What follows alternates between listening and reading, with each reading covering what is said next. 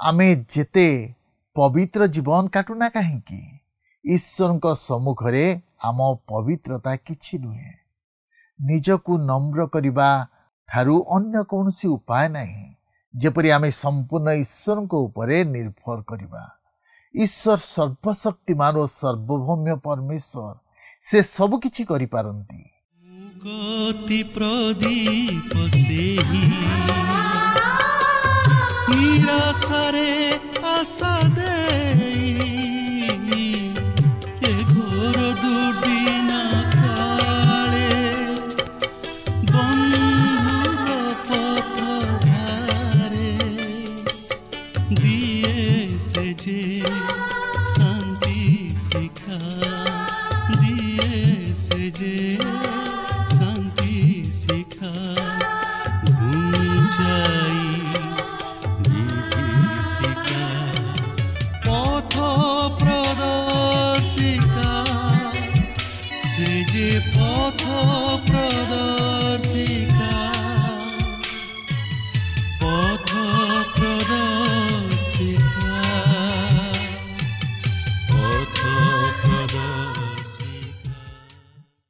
प्रिय दर्शक बंधु नमस्कार।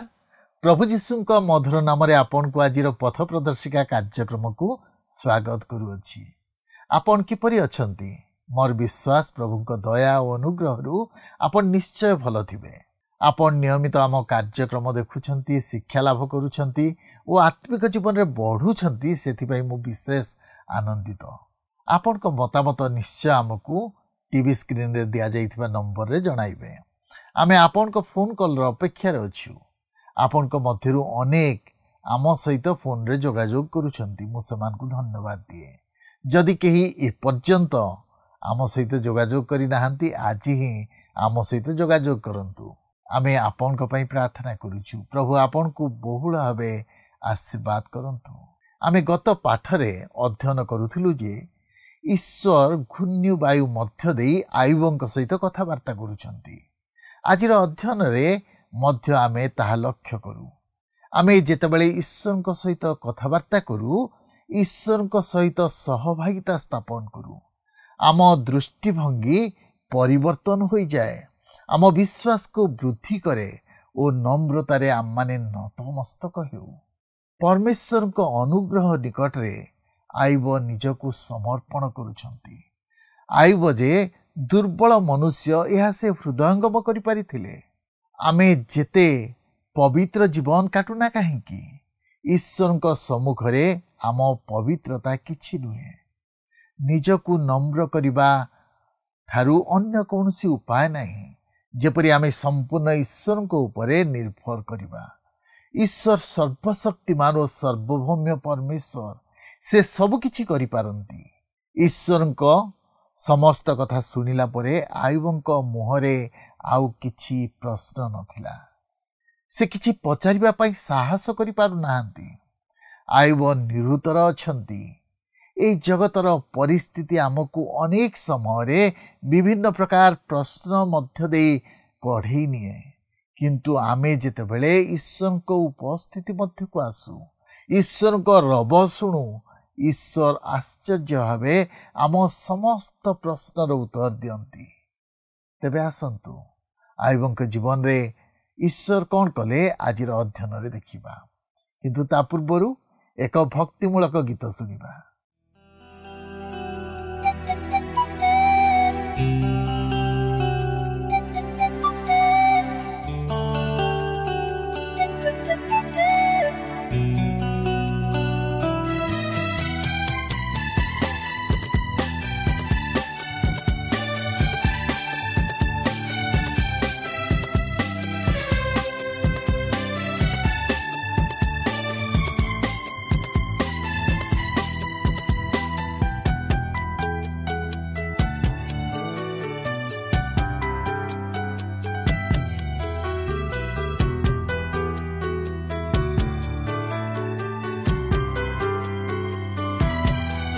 दुनिया सारा तुमको खोजिली आखिर लुहरी तुमको पाइली।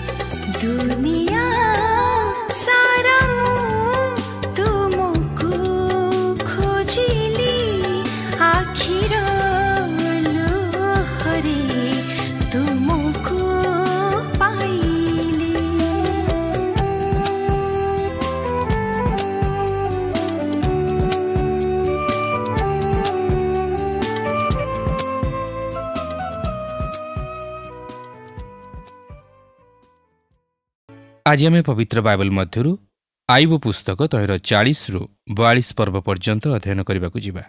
ଏହି ଅଂଶରେ ମଧ୍ୟ ଆମେ ଆଇବଙ୍କ ସହିତ ଈଶ୍ୱରଙ୍କର କଥୋପକଥନକୁ ଲକ୍ଷ୍ୟ କରିବାକୁ ପାରିବା ଓ ତାହା ଅଧ୍ୟୟନ ତଥା ଆଲୋଚନା କରି ତହିଁରୁ ଆମର ଆତ୍ମିକ ଜୀବନ ନିମନ୍ତେ କିଛି ଶିକ୍ଷା ଗ୍ରହଣ କରିବାକୁ ପାରିବା। ତେବେ 40 ପର୍ବର ପ୍ରଥମ 2 ପଦରେ ଏହିପରି ଲେଖା ଅଛି, ଆହୁରି ସଦାପ୍ରଭୁ ଆଇବକୁ ଉତ୍ତର କରି କହିଲେ, ଦୋଷାନ୍ୱେଷୀ ଲୋକ କି ସର୍ବଶକ୍ତିମାନଙ୍କ ସହିତ ବିବାଦ କରିବ? ଯେ ପରମେଶ୍ୱରଙ୍କ ସଙ୍ଗେ ଯୁକ୍ତି କରେ ସେ ଏଥିର ଉତ୍ତର ଦେଉ। ଅନ୍ୟ ଅର୍ଥରେ କହିବାକୁ ଗଲେ ଈଶ୍ୱର ଆଇବଙ୍କୁ ପ୍ରଶ୍ନ କରନ୍ତି, ଆଇବ, ତୁମେ କ'ଣ ଈଶ୍ୱରଙ୍କୁ ଶିକ୍ଷା ଦେବା ନିମନ୍ତେ ସ୍ଥିତିରେ ଅଛ? ପ୍ରକୃତରେ ଆଇବ, ତୁମେ ଜ୍ଞାନରହିତ କଥାବାର୍ତ୍ତା କରି ଆସୁଅଛ। କାରଣ ଆପଣ ଲକ୍ଷ୍ୟ କରିପାରୁଥିବେ ଯେ ଆଇବ ଈଶ୍ୱରଙ୍କୁ ଉପଦେଶ ଦେବା ନିମନ୍ତେ ଚେଷ୍ଟା ଚଳାଇଛନ୍ତି। ସେ ଈଶ୍ୱରଙ୍କୁ କିଛି କହିବା ନିମନ୍ତେ ଚେଷ୍ଟା କରୁଛନ୍ତି, ମାତ୍ର ସେ ସେପରି କରିବାର ସ୍ଥିତିରେ ନାହାନ୍ତି, କାରଣ ସେ ଜ୍ଞାନରହିତ କଥାବାର୍ତ୍ତା କରି ଆସୁଅଛନ୍ତି। ତାଙ୍କ କଥାରେ ପ୍ରକୃତ ଐଶ୍ୱରିକ ଜ୍ଞାନର ଅଭାବ ରହିଅଛି। ବର୍ତ୍ତମାନ ଈଶ୍ୱର ଆଇବଙ୍କଠାରୁ ଏକ ଉତ୍ତର ଚାହାନ୍ତି। ଦେଖନ୍ତୁ 40 ପର୍ବର 3 ପଦରୁ 5 ପଦ ମଧ୍ୟରେ ଏହିପରି ଲେଖା ଅଛି, ତେଣୁ ଆଇବ ସଦାପ୍ରଭୁଙ୍କୁ ଉତ୍ତର ଦେଇ କହିଲା, ଦେଖ ମୁଁ ଅକିଞ୍ଚନ, ତୁମ୍ଭକୁ କି ଉତ୍ତର ଦେବି? ମୁଁ ନିଜ ମୁଖରେ ଆପଣା ହାତ ଦିଏ। ମୁଁ ଥରେ କଥା କହିଅଛି, ପୁଣି ଉତ୍ତର ଦେବି ନାହିଁ। ହଁ, 2 ଥର କହିଅଛି, ମାତ୍ର ଆଉ ଅଧିକ ବଢ଼ିବି ନାହିଁ। ଆଇବ କହନ୍ତି, ମୁଁ ନୀରବ ରହିବା ଉଚିତ ଥିଲା। ମୁଁ ନିଜକୁ ଅଧମ ବୋଲି ଲକ୍ଷ୍ୟ କରିପାରୁଛି। ଦେଖନ୍ତୁ, ଯେଉଁ ଆଇବ ନିଜକୁ ଅତି ଧାର୍ମିକ ବୋଲି ଚିନ୍ତା କରୁଥିଲେ ଓ ଯିଏକି ଈଶ୍ୱରଙ୍କୁ ଦୋଷାରୋପ କରି କଥା କହୁଥିଲେ, ସେହି ଆଇବ ବର୍ତ୍ତମାନ ନିଜକୁ ଅଧମ ବୋଲି ବିଚାର କରୁଅଛନ୍ତି। କେହି ଜଣେ ଏପରି କହନ୍ତି, ଯଦି ଜଣେ ନିଜକୁ ଈଶ୍ୱର ଯେପରି ଦେଖନ୍ତି ସେହିପରି ଦେଖେ, ତାହେଲେ ସେ କେବେ ହେଲେ ନିଜକୁ ଧାର୍ମିକ ବୋଲି ବିଚାର କରିବ ନାହିଁ। ସେ ନିଜକୁ ବାସ୍ତବରେ ଅଧମ ବୋଲି ବିଚାର କରିବ। ବାସ୍ତବରେ ଆମେ ଯେତେବେଳେ ଈଶ୍ୱରଙ୍କ ଉପସ୍ଥିତି ମଧ୍ୟକୁ ଯିବା, ସେତେବେଳେ ନିଜକୁ ଅଧମ ବୋଲି ବିଚାର କରିପାରିବା ଓ ଆମ ନିଜର ଦୁର୍ବଳତା ସବୁକୁ ଦେଖିପାରିବା।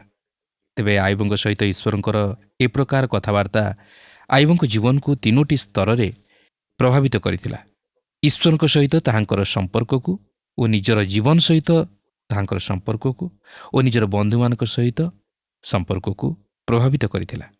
ଏ ସେହି ବ୍ୟକ୍ତି ଥିଲେ ଯେ କି ଜ୍ଞାନରହିତ କଥାବାର୍ତ୍ତା କରିଥିଲେ। ସେ ବୁଦ୍ଧିର ସହିତ କଥା କହିପାରିନଥିଲେ ଓ ନିଜକୁ ଧାର୍ମିକ ବୋଲି ବିଚାର କରୁଥିଲେ। ମାତ୍ର ବର୍ତ୍ତମାନ ସେ ନିଜର ଅଧମତାକୁ ଦେଖିପାରୁଛନ୍ତି। ସେ ଆଉ କଥା ନ କହି ନୀରବ ରହିବାକୁ ଚାହାନ୍ତି। ସେ ନିଜର ମୁଖ ବନ୍ଦ କରିବାକୁ ଚାହାନ୍ତି। 40 ପର୍ବର 6 ପଦରୁ 8 ପଦ ମଧ୍ୟରେ ଏହିପରି ଲେଖା ଅଛି, ଅନନ୍ତର ସଦାପ୍ରଭୁ ଘୂର୍ଣ୍ଣିବାୟ ମଧ୍ୟରୁ ଆଇବଙ୍କୁ ଉତ୍ତର ଦେଇ କହିଲେ, ତୁମ୍ଭେ ବୀର ପରି ଆପଣା କଟି ବାନ୍ଧ, ଆମ୍ଭେ ତୁମକୁ ପ୍ରଶ୍ନ କରିବା। ତୁମ୍ଭେ ଆମ୍ଭକୁ ବୁଝାଇ ଦିଅ। ତୁମ୍ଭେ କି ଆମ୍ଭର ବିଚାର ବ୍ୟର୍ଥ କରିବ? ତୁମ୍ଭେ ଧାର୍ମିକ ଗଣିତ ହେବା ପାଇଁ କି ଆମ୍ଭକୁ ଦୋଷୀ କରିବ? ଦେଖନ୍ତୁ, ସଦାପ୍ରଭୁ ଘୂର୍ଣ୍ଣିବାୟ ମଧ୍ୟରୁ ଆଇବଙ୍କୁ ଉତ୍ତର ଦେଇ କହୁଛନ୍ତି, ଆଇବ, ତୁମେ କ'ଣ ମୋତେ କହିବାକୁ ଚାହଁ ଯେ ମୁଁ ଭୁଲ କରିଅଛି? ତୁମେ କ'ଣ ମୋତେ ଦୋଷାରୋପ କରିବାକୁ ଚାହଁ? ପ୍ରକୃତରେ ଈଶ୍ୱର କିଛି ଭୁଲ କରିନଥିଲେ। ତାଙ୍କର କୌଣସି ଦୋଷ ନଥିଲା। ଶେଷରେ ଆଇବ ଈଶ୍ୱରଙ୍କୁ ଏହିପରି କହିବାକୁ ବାଧ୍ୟ ହେଉଛନ୍ତି, ଯାହାକି 40 ପର୍ବର 2 ପଦରେ ଲେଖା ଅଛି, ମୁଁ ଜାଣେ ଯେ ତୁମ୍ଭେ ସବୁ କରିପାର ଓ ତୁମ୍ଭର କୌଣସି ସଂକଳ୍ପ ନିବାରଣ କରାଯାଇ ନପାରେ। ଆପଣ ଦେଖନ୍ତୁ, ଆଇବ ଏଥିପୂର୍ବରୁ ନିଜକୁ ଠିକ୍ ବୋଲି ତଥା ଧାର୍ମିକ ବୋଲି ବିଚାର କରୁଥିଲେ, ମାତ୍ର ବର୍ତ୍ତମାନ ସେ ଏପରି ଏକ ସ୍ଥିତିକୁ ଆସୁଛନ୍ତି ଯେଉଁଠାରେ କି ସେ ନିଜର ଦୁର୍ବଳତାକୁ ଦେଖି ନିଜକୁ ଅଧମ ବୋଲି ବିଚାର କରୁଅଛନ୍ତି। ଈଶ୍ୱରଙ୍କ ନିକଟକୁ ଆସିବା ମଧ୍ୟରେ ଏହା ହିଁ ହେଉଛି ଆଇବଙ୍କର ପ୍ରଥମ ପଦକ୍ଷେପ।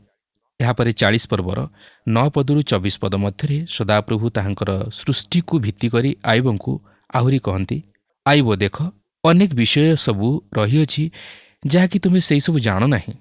ତାହେଲେ ତୁମେ କିପରି ମୋତେ ଓ ଏହି ବିଶ୍ୱରେ ମୋହର ନୈତିକ ଶାସନକୁ ଜାଣିପାରିବ? ଆଜି ଅନେକ ଲୋକ ଈଶ୍ୱରଙ୍କ ବିଷୟ ନେଇ ବିଭିନ୍ନ ପ୍ରକାର ମତାମତ ଦିଅନ୍ତି। ସେମାନେ ସେମାନଙ୍କ କଥାରେ ଈଶ୍ୱରଙ୍କୁ ଦୋଷାରୋପ କରନ୍ତି। ସେମାନେ ଈଶ୍ୱରଙ୍କର ମହତ୍ ଅଭିମତକୁ ବୁଝି ନପାରି ଅଜ୍ଞାନ ପରି କଥାବାର୍ତ୍ତା କରନ୍ତି। କିନ୍ତୁ ଆମେମାନେ ଆମମାନଙ୍କ କଥା କହିବାରେ ସତର୍କତା ରକ୍ଷା କରିବା ଉଚିତ। ଆମମାନଙ୍କର କଥା ଈଶ୍ୱରଙ୍କ ବାକ୍ୟାନୁମୋଦିତ ହେବା ଉଚିତ। ଏହା ସ୍ପଷ୍ଟ ଭାବେ ଜଣାଯାଏ ଯେ ଆଇବ ପ୍ରକୃତରେ ଈଶ୍ୱରଙ୍କୁ ଭଲ ଭାବେ ଜାଣିନଥିଲେ। ସେ ଜ୍ଞାନରହିତ କଥା କହୁଥିଲେ। ମାତ୍ର ଈଶ୍ୱର ଯେତେବେଳେ ତାହାଙ୍କ ସହିତ କଥା କହିବାକୁ ଆରମ୍ଭ କଲେ, ସେତେବେଳେ ସେ ନିଜର ଭୁଲକୁ ଦେଖିପାରିଲେ ଓ ଈଶ୍ୱର ମଧ୍ୟ ତାହାଙ୍କୁ କେତେକ ପ୍ରଶ୍ନ କରିବାକୁ ଲାଗିଲେ, ଯାହାକି ଆମେ 41 ପର୍ବରେ ମଧ୍ୟ ଲକ୍ଷ୍ୟ କରିବାକୁ ପାରିବା।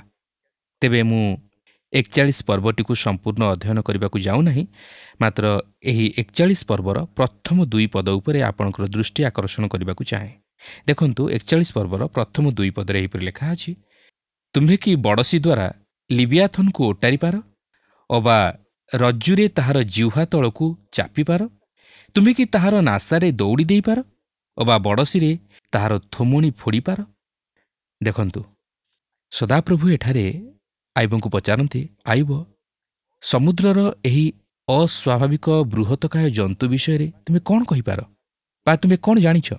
ଏହାର ସୃଷ୍ଟି ବା ଉତ୍ପତ୍ତି କିପରି ବା କେବେ ହେଲା ତାହା କ'ଣ କହିପାରିବ? ତୁମେ କ'ଣ ଏହାକୁ ଆୟତ୍ତ କରିପାରିବ?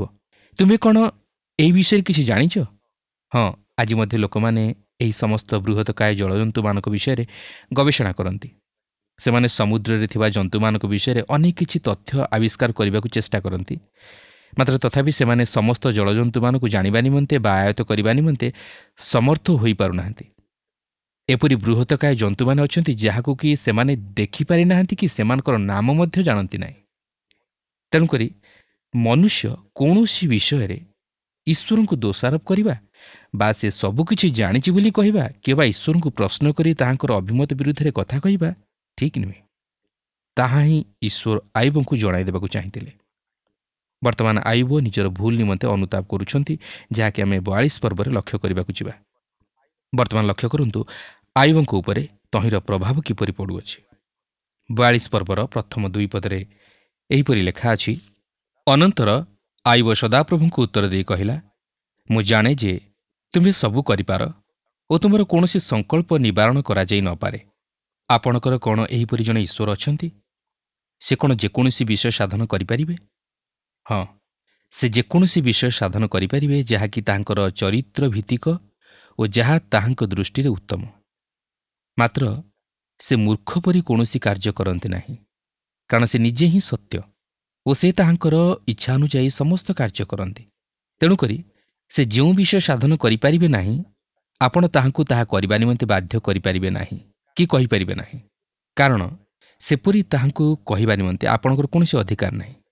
କିମ୍ବା ସେ ଆପଣଙ୍କ କଥାରେ ସବୁକିଛି କରିଦେବେ ନାହିଁ, କାରଣ ସେ ଆପଣଙ୍କର ଆଦେଶରେ ବା ଇଚ୍ଛାରେ ପରିଚାଳିତ ହୁଅନ୍ତି ନାହିଁ, ମାତ୍ର ଆପଣ ତାହାଙ୍କର ଆଦେଶ ତଥା ଇଚ୍ଛାରେ ପରିଚାଳିତ ହୁଅନ୍ତି। ତେଣୁ କୌଣସି ବିଷୟରେ ଆପଣ ଈଶ୍ୱରଙ୍କୁ ପରୀକ୍ଷା ବା ପ୍ରଶ୍ନ କରିପାରିବେ ନାହିଁ।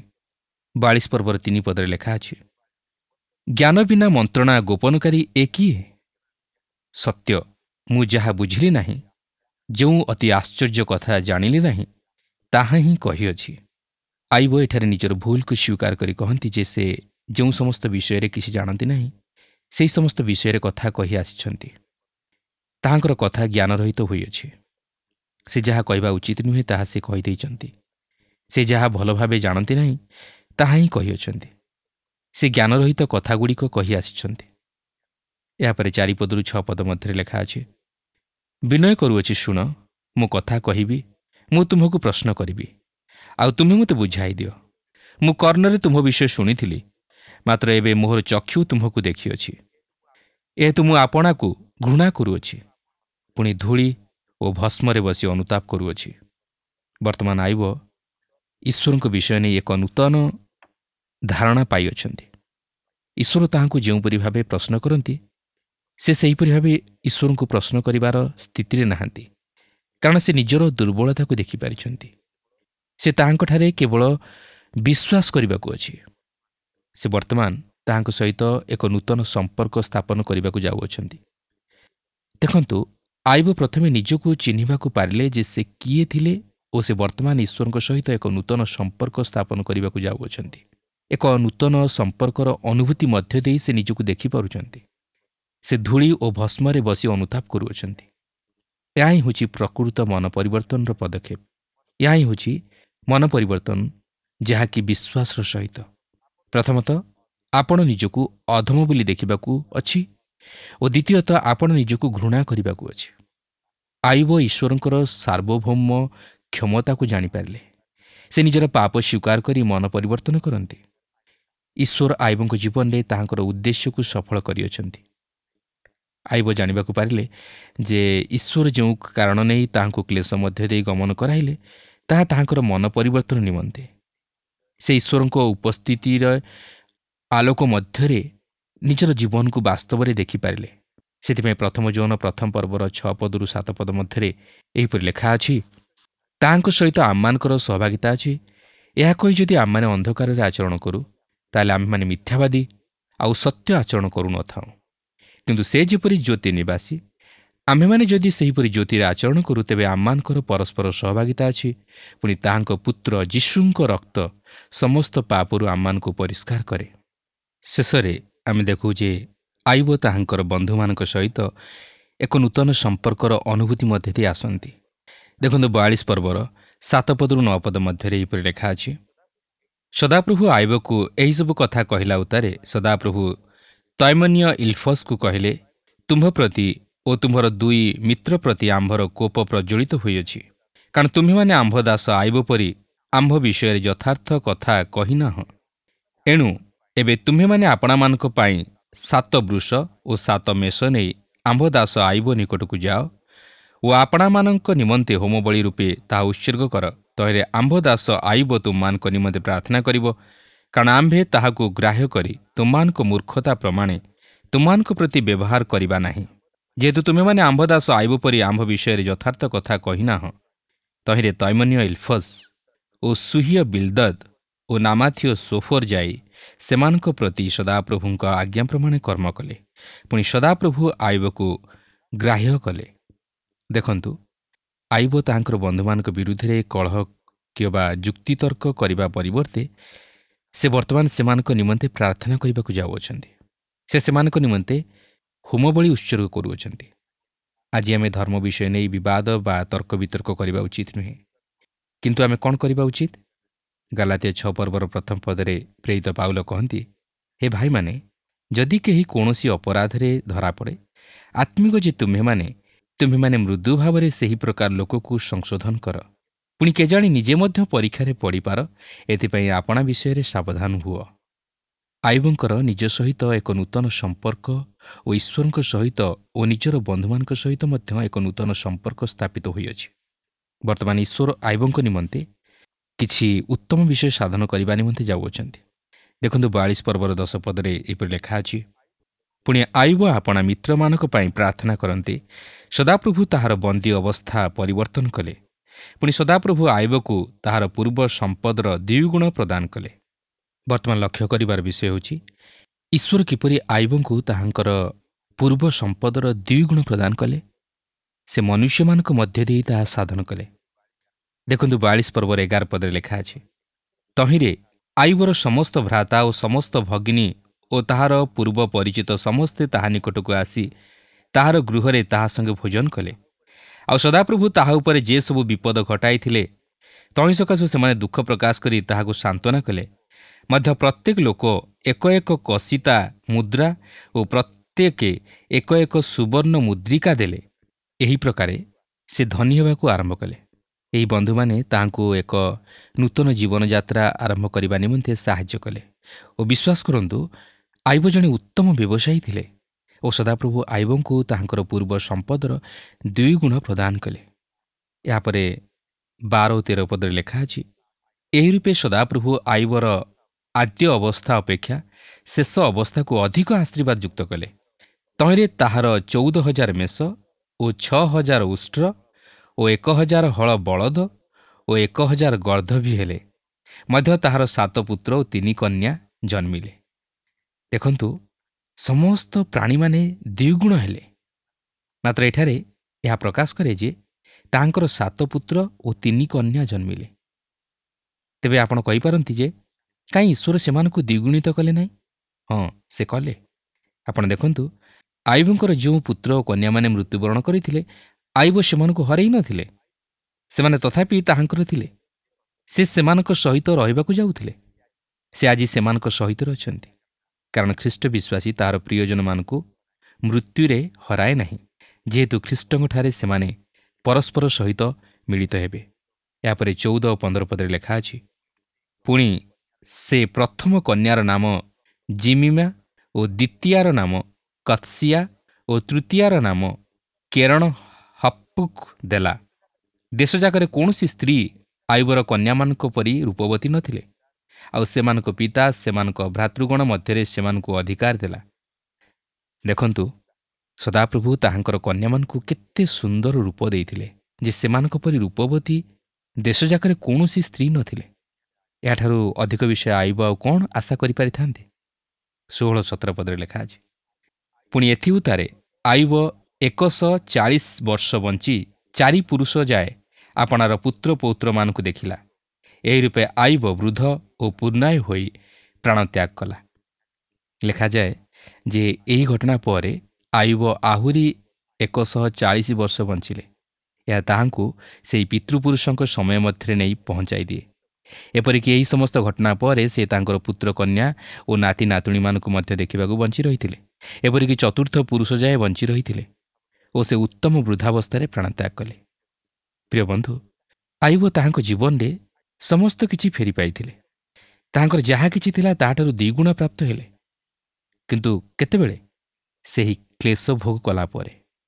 ପ୍ରିୟ ବନ୍ଧୁ, ପ୍ରଭୁ ଆଇବଙ୍କ ଜୀବନରୁ ଯାହା ଆଶା କରୁଥିଲେ ତାହା ପାଇଲେ ଓ ଆଇବ ମଧ୍ୟ ପ୍ରଭୁଙ୍କଠାରୁ ଯାହା ଚାହୁଁଥିଲେ ତାହା ପାଇଲେ। ମାତ୍ର ଅନେକ କ୍ଲେଶ ମଧ୍ୟ ଦେଇ ସେ ସେହି ଆଶୀର୍ବାଦର ଅଧିକାରୀ ହେଲେ ଓ ନିଜର ଦୁର୍ବଳତାକୁ ବୁଝି ପ୍ରଭୁଙ୍କ ନିକଟରେ ନିଜକୁ ନତନମ୍ର କରିବା ଦ୍ୱାରା ସେ ପ୍ରଭୁଙ୍କ ଦ୍ୱାରା ଉଚ୍ଚୀକୃତ ତଥା ମହିମାନ୍ୱିତ ହେଲେ। ବାସ୍ତବରେ ପ୍ରଭୁ ଆମମାନଙ୍କ ଜୀବନରୁ ସେହି ନମ୍ରତା ଓ ମନ ପରିବର୍ତ୍ତନ ଚାହାନ୍ତି। ଆଉ ଏଥି ନିମନ୍ତେ ସେ ଆମମାନଙ୍କୁ ଅନେକ ଅନୁଭୂତି ମଧ୍ୟ ଦେଇ ଓ କ୍ଲେଶ ମଧ୍ୟ ଦେଇ କଢ଼ାଇ ନିଅନ୍ତି, ଯେପରି ଆମମାନେ ନିଜର ଦୁର୍ବଳତାକୁ ବୁଝି ତାହାଙ୍କ ନିକଟରେ ଆତ୍ମସମର୍ପଣ କରୁ ଓ ତାହାଙ୍କ ସହ ସଂଯୁକ୍ତ ଜୀବନଯାପନ କରି ତାହାଙ୍କ ଆଶୀର୍ବାଦ ଓ ଅନୁଗ୍ରହର ଅଧିକାରୀ ହେଉ।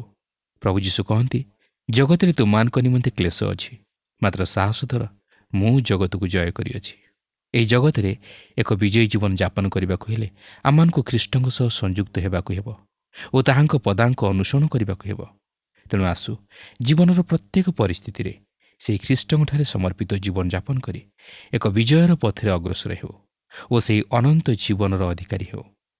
କାରଣ ଈଶ୍ୱରଙ୍କର ବାକ୍ୟ କହେ, ଯେଉଁମାନେ ଈଶ୍ୱରଙ୍କର ବାଧ୍ୟ ହୁଅନ୍ତି, ଯେଉଁମାନେ ତାହାଙ୍କର ସଂକଳ୍ପ ଅନୁଯାୟୀ ଜୀବନଯାପନ କରନ୍ତି, ସେମାନେ ସେମାନଙ୍କର 4ର୍ଥ ପୁରୁଷ ପର୍ଯ୍ୟନ୍ତ ଆଶୀର୍ବାଦର ଅଧିକାରୀ ହୁଅନ୍ତି। ଆଉ ବାସ୍ତବରେ ଆଶ୍ଚର୍ଯ୍ୟ ଭାବରେ ଏହା ଆଇବଙ୍କ ଜୀବନରେ ସଫଳ ହେବାର ଆମେ ଲକ୍ଷ୍ୟ କରୁଅଛୁ। ଆଇବ ଯାହା କିଛି ତାଙ୍କର ଜୀବନରେ ହରାଇଥିଲେ ସେ ପୁନର୍ବାର ତାହା ଫେରି ପାଇଲେ। ତାହେଲେ ସେହି ପ୍ରଭୁଙ୍କଠାରେ ବିଶ୍ୱାସରେ ସ୍ଥିର ରହୁ, ତାହାଙ୍କର ଆଶୀର୍ବାଦକୁ ନିଜ ଜୀବନରେ ଲୋଡ଼ୁ ଏବଂ ତାହାଙ୍କର ଇଚ୍ଛା ଅନୁଯାୟୀ ଜୀବନଯାପନ କରୁ। ତାହେଲେ ପ୍ରଭୁ ନିଶ୍ଚିତ ଭାବରେ ଆଶୀର୍ବାଦ କରି ଆମମାନଙ୍କୁ ବଞ୍ଚି ରହିବା ପାଇଁ ସୁଯୋଗ ଦେବେ ଏବଂ ସମସ୍ତ ବିଷୟରେ ସେ ଆମମାନଙ୍କୁ ସାହାଯ୍ୟ କରିବେ। ପ୍ରଭୁ ପ୍ରତ୍ୟେକଙ୍କୁ ଏହି ସଂକ୍ଷିପ୍ତ ଆଲୋଚନା ମଧ୍ୟ ଦେଇ ଆଶୀର୍ବାଦ କରନ୍ତୁ। ଆଶା କରୁ ଆଜିର କାର୍ଯ୍ୟକ୍ରମ ଆପଣଙ୍କୁ ନିଶ୍ଚୟ ଭଲ ଲାଗିଥିବ ଓ ଆପଣ ଆତ୍ମିକ ଜୀବନରେ ଉପକୃତ ହୋଇଥିବେ। ଆମେ ଅଧ୍ୟୟନ କରିଥିଲୁ ଯେ ଆଇବ ଧନୀ ବ୍ୟକ୍ତି ଥିଲେ, ତାଙ୍କର ସବୁ କିଛି ଥିଲା, କିନ୍ତୁ ଗୋଟିଏ ଦିନରେ ସେ ସବୁ ହରାଇଲେ। ଅସହାୟ ଅବସ୍ଥାରେ ଥିଲେ। ତାଙ୍କ ସ୍ତ୍ରୀ ଓ ବନ୍ଧୁମାନେ ତାଙ୍କୁ ନିନ୍ଦା କରିଥିଲେ। ସବୁ ପରିସ୍ଥିତି ଓ ସମସ୍ତ କଥାବାର୍ତ୍ତା ଆଇବଙ୍କୁ ନୈରାଶ୍ୟତା ଆଡ଼କୁ ଠେଲି ଦେଇଥିଲା। କିନ୍ତୁ ପ୍ରଭୁଙ୍କ ସହିତ କଥାବାର୍ତ୍ତା ଓ ବ୍ୟକ୍ତିଗତ ସମ୍ପର୍କ ତାଙ୍କ ବିଶ୍ୱାସକୁ ଆହୁରି ଦୃଢ଼ କରିଥିଲା। ବିଶ୍ୱାସରେ ସେ ବଳିଷ୍ଠ ହୋଇପାରିଥିଲେ। ପ୍ରଭୁଙ୍କ ପ୍ରତି ତାଙ୍କ ସମର୍ପଣ ଆହୁରି ସ୍ପଷ୍ଟ ଭାବରେ ଦେଖୁଛୁ। ଆଜି କ'ଣ ଆମ ଜୀବନରେ ସେଇ ଅନୁଭୂତି ମଧ୍ୟ ଦେଇ ଆମେ ଯାଇଛୁ କି? ଈଶ୍ୱରଙ୍କ ସହିତ ବ୍ୟକ୍ତିଗତ ସମ୍ପର୍କ ଆମ ଜୀବନକୁ ସମ୍ପୂର୍ଣ୍ଣ ପରିବର୍ତ୍ତନ କରିଦେଇପାରିବ। ଶେଷରେ ଆଇବ ଯାହା ହରେଇଥିଲେ ତାର 2 ଗୁଣ ଆଶୀର୍ବାଦ ପାଇଲେ। ଅନେକ ବର୍ଷ ବଞ୍ଚିଲେ, ପୁତ୍ର କନ୍ୟା ଓ ସେମାନଙ୍କ ସନ୍ତାନ ସନ୍ତତିକୁ ସେ ଦେଖିଲେ। ଏହା କ'ଣ ଆଶୀର୍ବାଦର ବିଷୟ ନୁହେଁ କି? ଆମେ କ'ଣ ଆମ ଜୀବନର ସବୁ ପରିସ୍ଥିତିରେ ପ୍ରଭୁ ଯୀଶୁଙ୍କ ଉପରେ ନିର୍ଭର କରୁଛୁ କି? ଆଜି ତ ଆମ ସମୟ ଶେଷ ହେଲାଣି। ପରବର୍ତ୍ତୀ କାର୍ଯ୍ୟକ୍ରମରେ ପୁଣି ଆପଣଙ୍କ ସହିତ ସାକ୍ଷାତ ହେବ, କିନ୍ତୁ ବିଦାୟ ନେବା ପୂର୍ବରୁ ଆସନ୍ତୁ ପ୍ରାର୍ଥନା କରିବା। ଦୟାଳୁ ପ୍ରେମମୟ ପ୍ରଭୁ, ଆମେ ତୁମର ଧନ୍ୟବାଦ କରୁଅଛୁ। ପ୍ରଭୁ ଆୟୁବ ତୁମ ଉପରେ ନିର୍ଭର ରଖିଥିଲେ। ତାଙ୍କ ଜୀବନର କଠିନ ପରିସ୍ଥିତିରେ ତାଙ୍କ ମନରେ ଅନେକ ପ୍ରଶ୍ନ ଆସିଥିଲା, କିନ୍ତୁ ପ୍ରଭୁ ସେହି ସମସ୍ତ ପ୍ରଶ୍ନର ମଧ୍ୟରେ ସେ ତୁମ ଉପରେ ଭରସା ରଖିଥିଲେ। प्रभु तुम सहित व्यक्तिगत संपर्क स्थापन कले जाफल प्रभु तांको प्रश्न उत्तर से पाइथिले। प्रभु से मन से हृदय तुम्हें आम को दियो आमे जपरी तुम सहित व्यक्तिगत संपर्क काटिबू और तुम सहित लगी रहिबू। तुम्हें आम को प्रार्थना शुणिल धन्यवाद दे यही प्रार्थना प्रिय जीशु नाम रे मागिलु आमेन। बहुत बहुत धन्यवाद। प्रभु आपन को आशीर्वाद करंतु। गत प्रश्नर उत्तरटी होची बी मिश्रिय। आजिर प्रश्नटी होची किए चतुर्थ पुरुष पर्यंत बंची रहिथिले? ए अब्राहम, बी आयुब, सी सामसन, डी जिहुदा।